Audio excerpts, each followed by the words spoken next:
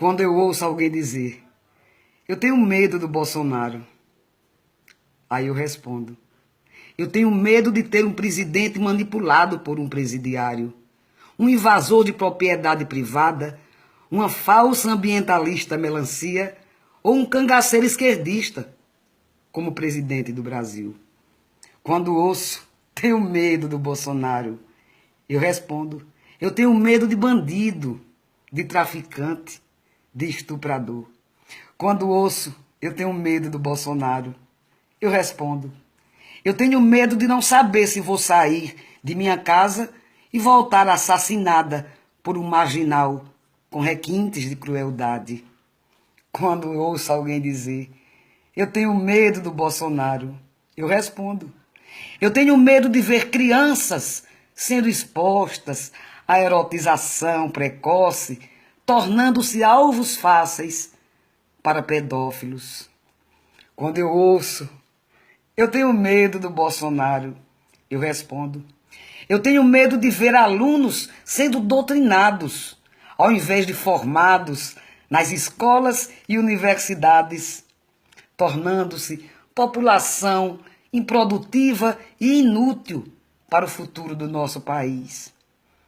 Quando ouço, eu tenho medo do Bolsonaro, eu respondo, eu tenho medo da disseminação do ódio entre as pessoas, camuflado sob a denominação de defesa das minorias.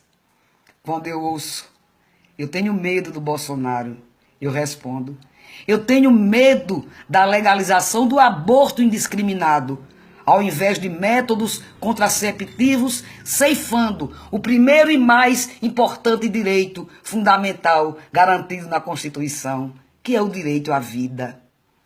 Quando ouço, tenho medo do Bolsonaro, eu respondo, eu tenho medo de uma justiça aparelhada que usa toga ideologicamente para legalizar o crime e a corrupção.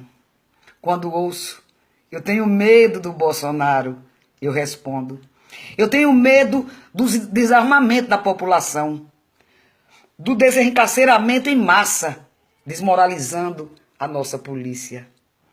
Quando ouço, eu tenho medo do Bolsonaro, eu respondo, eu tenho medo do genocídio de policiais civis e militares. Quando ouço, eu tenho medo do Bolsonaro, eu respondo, eu tenho medo da inversão de valores numa sociedade doente e corrompida.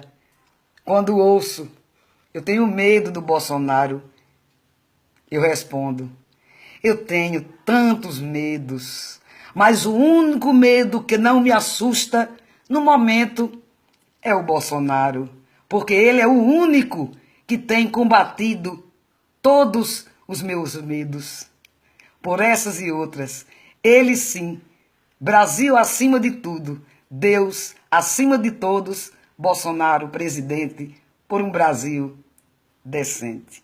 Não tenha medo, ele sim